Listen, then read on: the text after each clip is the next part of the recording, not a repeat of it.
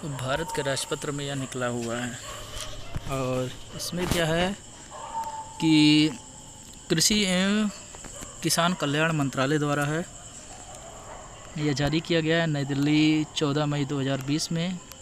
इसमें कहा गया कि जबकि इसको मैं आपको पूरा डिटेल बता देता हूँ और उसके बाद लास्ट में इसका कंक्लूजन भी एक टाइप से मैं बता दूँगा। तो उसमें यह है कि जबकि केंद्र सरकार ने पूर्ववर्ती कृषि मंत्रालय कृषि एवं सहकारी विभाग में भारत में पंजीकृत निकोटिनाइड कीटनाशक के सतत उपयोग अथवा अन्यथा की जांच करने के लिए 8 जुलाई 2013 को एक विशेष समिति का गठन किया गया था और इस समिति के अधिदेश को 66 कीटनाशकों की समीक्षा करने के लिए 19 अगस्त 2013 में आगे विस्तारित कर दिया गया था और जो अन्य देशों में निषिद्ध अथवा सीमित अथवा अपवर्जित कर दिए गए हैं। तथापि भारत में घरेलू उपयोग के लिए उनके पंजीकरण की प्रक्रिया जारी है और विस्तृत जांच के बाद 9 दिसंबर 2015 को केंद्र सरकार के पास अपनी रिपोर्ट प्रस्तुत की थी और जबकि उक्त विशेषज्ञ समिति ने इस सूचना की अनुसूची में विनिर्दिष्ट 27 कीटनाशकों के उपयोग को जारी रखने की सिफारिश की और संतुलित अध्ययन पूरा होने के बाद उसकी समीक्षा की जानी है। तब ऐसी स्थिति में पंजीकरण समिति द्वारा विचार करने के बाद संबंधित सिफारिश को सरकार के पास प्रस्तुत कर दिया गया है और जबकि विभाग ने पंजीकरण समिति की सिफारिशों की कार्यान्वयन से संबंधित अनुमोदन की सूचना देते हुए 14 अक्टूबर 2016 को जारी किया था और जबकि केंद्र सरकार ने पंजीकरण समिति से परामर्श करने और संतुलित अध्ययन डेटा व सुरक्षा मदों को प्रस्तुत करने की स्थिति में संबंधित अपनी रिपोर्ट के विधिवत विचार करने के बाद इस आशय के साथ संतोष व्यक्त किया है कि इस सूचना की अनुसूची में विनिर्दिष्ट 27 कीटनाशकों के उपयोग से मानव और पशुओं को जोखिम उत्पन्न हो सकता है। इसलिए इस संबंध में तत्काल कार्यवाही करने हेतु अपेक्षित अथवा आवश्यक कार्यवाही की जाए।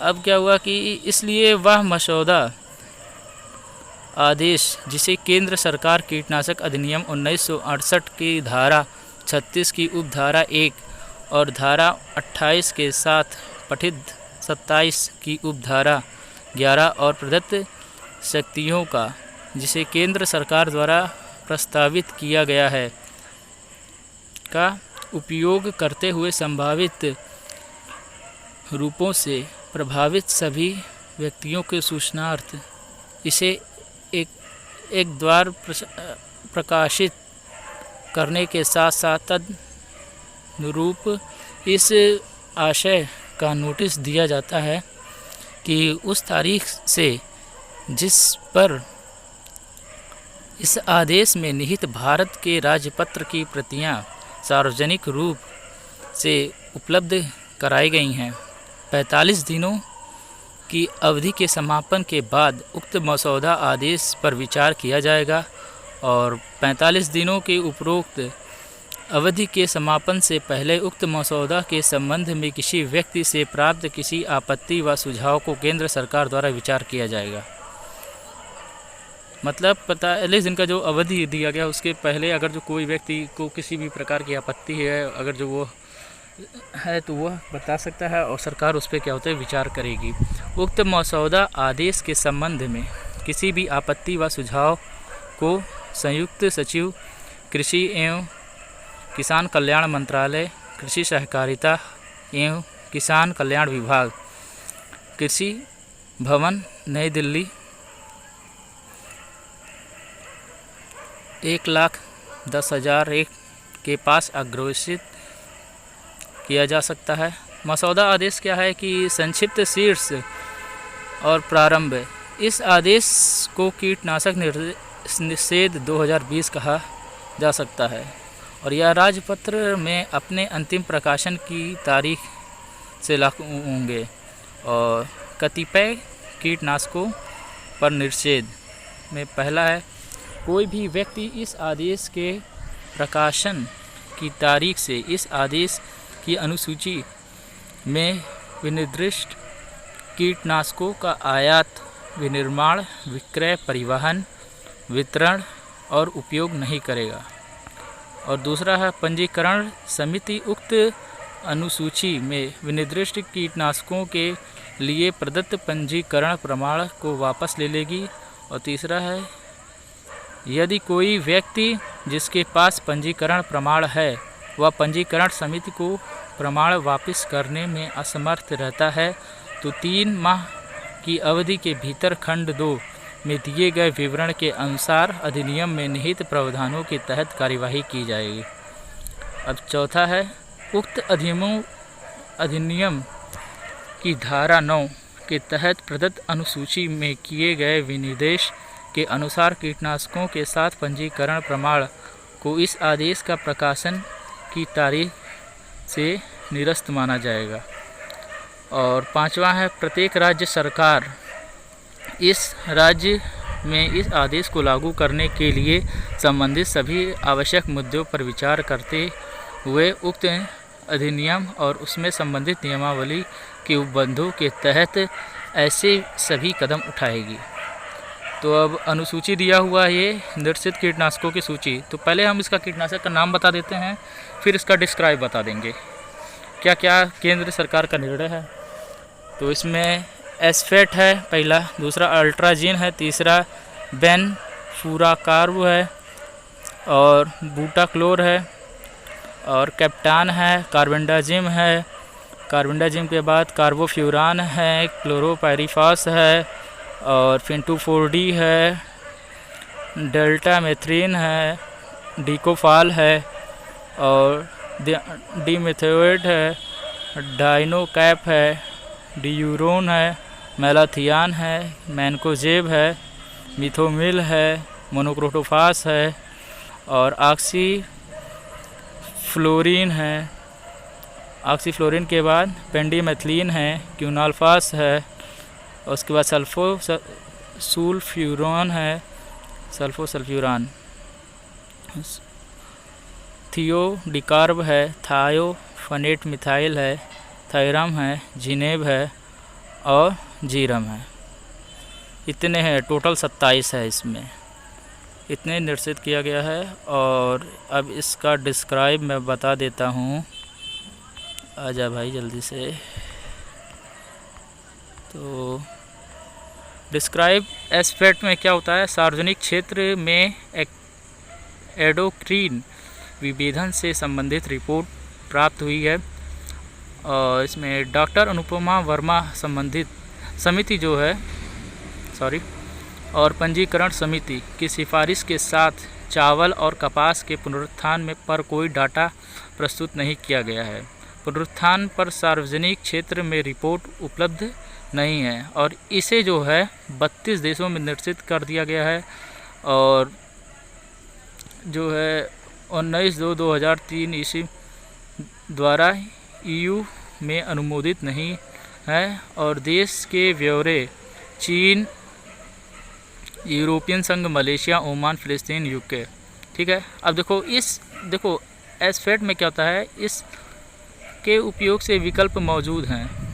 तो देखो यह एक ऑर्गेनोफॉस्फेटस योग है जो मधुमक्खियों के लिए विषाक्त होता है और इसका आयात होता है विनिर्माण व विक्रय, परिवहन, वितरण और उसका उपयोग कृषि क्षेत्र में निर्देश होगा। ठीक है, मतलब मेन पॉइंट घुमा के यहाँ पे दिया हुआ है कि इसका जो था यह ऑर्गेनोफॉस्फेटस योग है और जो मधुमक्खियों के विषाक्त होगा और इसलिए इसका आयात, विनिर्माण, विक्रय भी और परिवहन, वितरण, इसका उपयोग कृषि क्षेत्र में निषेध है।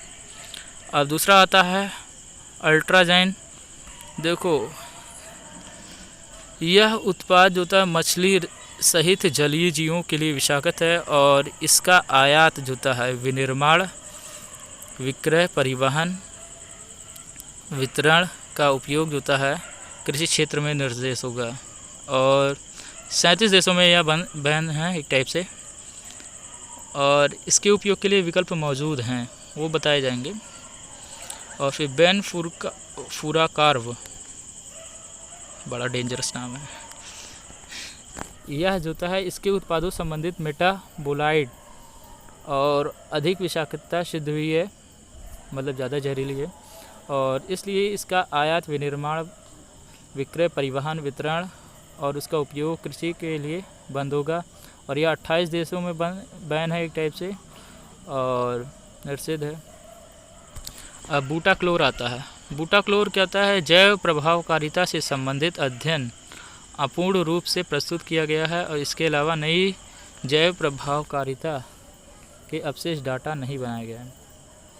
और केंद्र सरकार का यह निर्णय है कि यह 31 देशों में जैसे ये निषिद्ध है, और यह उत्पाद जो था मछली सहित जलीय जीवों के लिए विषाक्त है, और इसका आयात, विनिर्माण, विक्रय, परिवहन और कृषि उपयोग के प्रकाशन तारीख से निषिद्ध होगा।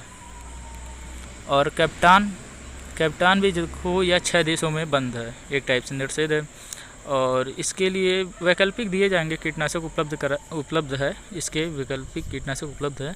और यह उत्पाद जो होता है मछली सहित जलीय जीवों की विषाक्त है, और इसलिए इसका आयात, विनिर्माण, विक्रय, परिवहन, वितरण और उपयोग कृषि क्षेत्र में निर्देश होगा, मतलब बंद होगा, निषिद्ध होगा। और कार्बेंडाजिम देखो ये जो था यह उत्पाद फाइटोटॉक्सिक व टेट्रोजेनिक है, और इसलिए डॉक्टर CD माई और इस संबंध में अन्य समितियों द्वारा लेबल चेतावनी की सिफारिश की गई है, और यह प्रजनन आयु समूह महिलाओं द्वारा उपयोग के लिए निषिद्ध है। और इसके अलावा अशुद्धताएँ 2,3 डायोमीन फिनाजिन और 3 एमिनो 2 हाइड्रोक्सी फिनाजिन विषाक्त है, और इस संबंध में उन स्तरों पर निगरानी करने की आवश्यकता है जो तकनीकी ग्रेड के कीटनाशकों में क्रमशः 0.003 ग्राम पर किलोग्राम या और फिर क्या है 0.0005 ग्राम पर किलोग्राम से अधिक नहीं होनी चाहिए। और कार्बेंडाजिम थायोफेनेट, मिथाइल और बेनोमाइल का एक सक्रिय घटक है, और बेनामिल को पहले ही देश के उपयोग के लिए निषिद्ध कर दिया गया है, और यह निर्धारित गर्भवती महिलाओं से जुड़े हुए जोखिम, जहरीली अशुद्धताओं की उपस्थिति और इसकी ईडी क्षमता को देखते हुए किया जा रहा है। उपयोग इसके भी उपस्थित रहेंगे, और उसके बाद फिर उपलब्ध हैं, और 29 देशों में यह निषिद्ध है। और इसलिए क्या होता है, कृषि के आयात, निर्माण, बिक्री, परिवहन और उपयोग में निषेध है। कार्बोफ्यूरान भी बहुत विषाक्त होता है। यह लाल त्रिभुजीय कीटनाशक होता है और आईवी से संबंधित है, और यह मधुमक्खियों, जलीय जीवों, पंछियों के लिए भी विषाक्त है। और हमारे देश में उपयोग के लिए 50 SP फार्मूलेशन पर पहले से प्रतिबंध लगा दिया गया है, और स्वीकार्य दैनिक सेवन बहुत कम है। और फिर हितधारक और यानी 0 से 0.001 mg पर किलोग्राम शरीर का वजन, और ARFD 0.001 mg पर किलोग्राम शरीर का वजन है। और उसके बाद 63 देशों में यह बैन है। यह उत्पाद होता है मधुमक्खियों, जलीय जीवों और पंछियों के लिए विषाक्त है। और फिर आयात, विनिर्माण सेम वही चीज़ है, प्रोसेस। उसके बाद क्लोरोपाइरीफॉस ऑर्गेनोफॉस्फेटस का है और न्यूरोटॉक्सिक है। या इसे अमेरिका तथा यूरोपीय संघ घरेलू उपयोग के लिए प्रतिबंध लगाया है। कपास, पत्ता गोभी, बेर, मूंगफली, साइट्रस, तंबाकू के निर्धारित संबंधी आंकड़े ये भी प्रस्तुत नहीं किए गए हैं। और फिर 31 देशों में यह प्रतिबंधित है। प्रतिबंधित के बाद फिर क्या है, इस उत्पादक की विषाक्तता और जैव प्रभाविता विषाक्तता और बच्चों एवं शिशुओं के लिए स्वास्थ्य के लिए जोखिम तथा आंकड़े प्रस्तुत नहीं किए गए हैं। ऑर्गेनोफॉस्फेटस के न्यूरोटॉक्सिक जीनोम स्वास्थ्य जोखिम संबंधी रिपोर्टों प्राप्त हुई है। अतएव इस उत्पाद के विनिर्माण, विक्रय और स्थलीय टिड्डों को वितरण और मरुस्थलीय टिड्डों को छोड़कर अन्य कृषि कार्यों में क्या होता है, यह प्रतिबंधित है। 2,4-D डायोक्सिन तत्वों की सघनता है, क्योंकि यह कार्सिनोजेनिक है, निगरानी जरूर है। और उसके बाद फिर 3 देशों में प्रतिबंधित है। और फिर अतएव इस उत्पाद के विनिर्माण, सेम वही है, कृषि के लिए उपयोग बंद है। इसके अतिरिक्त जो होता है गन्ने, आलू और मक्का के अपूर्ण आंकड़े प्रस्तुत हुए, मतलब कंप्लीट आंकड़े इसमें प्रस्तुत नहीं किए गए हैं। और फिर डेल्टा मेथ्रीन, यह भी जोता है उत्पाद जोता है मधुमक्खियों के लिए विषैला है। अतएव आयात, विनिर्माण और विक्रय, परिवहन, वितरण मरुस्थलीय टिड्डों व सार्वजनिक स्वास्थ्य को छोड़कर किसी अन्य कृषि कार्य के लिए उपयोग में प्रतिबंधित किया गया है। डिकोफाल है, डिकोफाल 45 देशों में निषिद्ध है। और जैव प्रभावकारिता और अवशिष्ट या निरंतरता के संबंध में कोई आंकड़े प्रस्तुत नहीं है इसमें भी।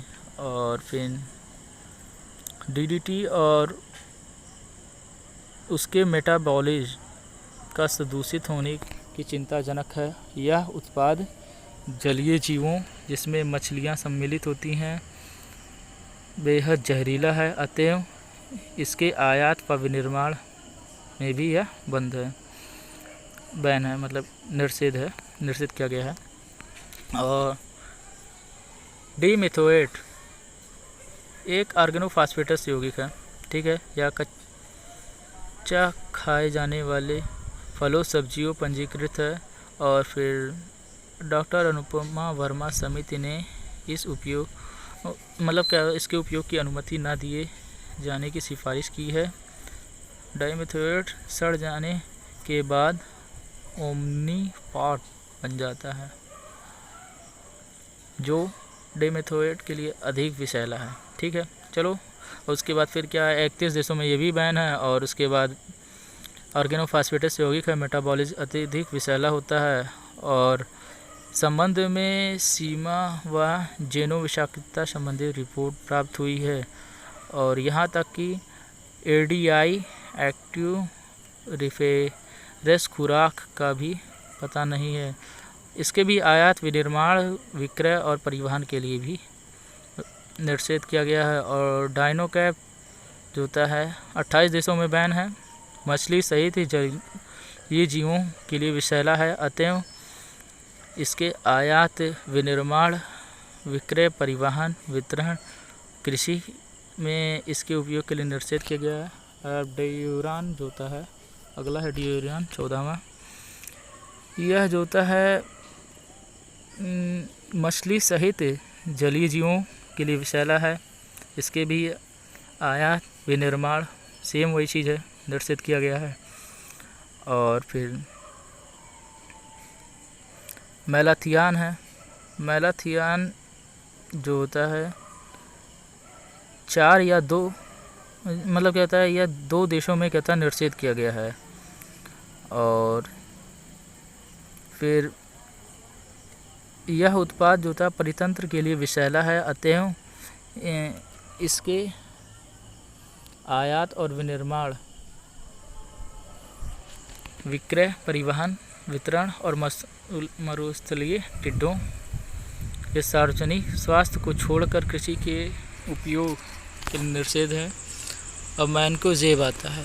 मैनकोजेब में क्या होता है कि देखो, यह एक देश में निषेध है, कौन सा, और देश के ब्यूरो सऊदी अरब वैकल्पिक उत्पाद व उपयोग के लिए उपलब्ध है। और उसके बाद यह उत्पाद जो था मछलियों सहित जलीय जीवों के लिए विषैला है।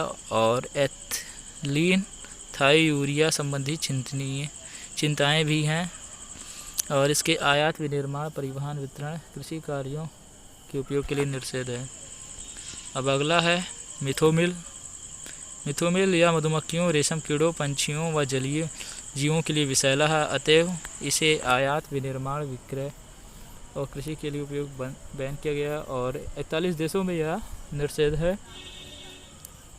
और फिर मोनोक्रोटोफास आता है। मोनोक्रोटोफास में जो है यह 112 देशों में निषेध है और यह मधुमक्खी जलीय जीवों के लिए विषैला है और इसके आयात और विनिर्माण, विक्रय, कृषि तथा उपयोग के लिए निषेध है। इसके बाद अब 19वां है ऑक्सीफ्लोरीन। ऑक्सीफ्लोरीन में क्या होता है कि रक्त प्रांचल में परिवर्तन व हेमोलिटिक परिणाम में एनीमिया व संभवतः मानव यकृत कैंसर वाले कारण उत्पन्न होते हैं और यह उत्पाद टियर 1 स्क्रीनिंग एंडोक्राइन विघटन व प्रोग्राम की सूचित के अंतर्गत है।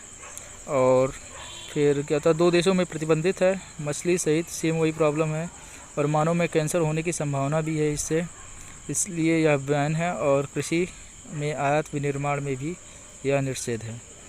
अब 20वां आता है पेंडिमेथिलिन। विषाक्तता पर अधूरा डाटा प्रस्तुत किया गया और फिर क्या होता है यह थायराइड व फॉलिकुलर सेल एडेनोमा के कारण बनता है। 2 देशों में प्रतिबंधित है। यह मछली सहित जलीय जीवों के लिए अत्यधिक विषाक्त है। कृषि में विनिर्माण के लिए ये भी निषेध है। अब क्यूनॉल फास क्या होता है, इस उत्पाद में अत्यधिक स्तनधारी विषाक्तता है और यह एक ऑर्गेनोफॉस्फेटस यौगिक है और जलीय जीवों के लिए अत्यधिक विषाक्त है। 30 देशों में प्रतिबंधित है और यह मछली सहित जलीय जीवों तथा अन्य के लिए विषाक्त है और इसलिए कृषि में आयात, निर्माण, बिक्री, परिवहन, वितरण में निषेध है। अब 22वां आता है सल्फोसल्फ्यूरान। तो इसमें 1 देशों में प्रतिबंधित है और उसके बाद फिर क्या था उत्पाद लक्षित खरपतवार के विरुद्ध प्रतिरोधी है और इसलिए कृषि, आयात, निर्माण, बिक्री, परिवहन में इसका निषेध है। और थियोडिकार्ब में क्या होता है अत्यधिक स्तनधारी के लिए विषाक्तता होती है और अपूर्ण बहुस्थानीय पुनरुत्थान का अध्ययन प्रस्तुत किया गया है। और देश के विवरण में EU, UK और मोजाम्बिक है। और मधुमक्खी और जलीय जीवों में विषाक्तता है और जहां मेथिलोमाइल मेटाबोलाइट संबंध है यह प्रतिबंधित है और इसलिए कृषि में आयात, निर्माण, बिक्री के लिए यह निषेध है। अब 24वां आता है थायोफेनेट मिथाइल। थायोफेनेट मिथाइल में यह केचुए के लिए विषाक्त है, इसलिए कृषि, आयात के निर्माण के लिए निषेध है। और फिर थायरम आता है। 25वां आता है थीरम। थीरम जो होता है कि 28 देशों में क्या हुआ यह प्रतिबंधित है और उसके बाद मछली सहित जलीय जीवों में विषाक्तता होती है और इसलिए कृषि, आयात, बिक्री, परिवहन, वितरण और इसके उपयोग के लिए निषेध होगा। और जिनेव आता है 26वां और इसमें जो था यह 32 देशों में प्रतिबंधित है। इसके साथ भी वही है, कृषि, आयात, निर्माण, बिक्री, परिवहन, वितरण में निषेध रहेगा और कोई विषाक्तता का लेकिन अभी डाटा प्रस्तुत नहीं हुआ है। यह उत्पाद जो था मछली सहित जलीय जीवों के लिए विषाक्त है। अब इसके बाद 27वां आता है। 27वां है जीरम। जीरम में क्या होता है कि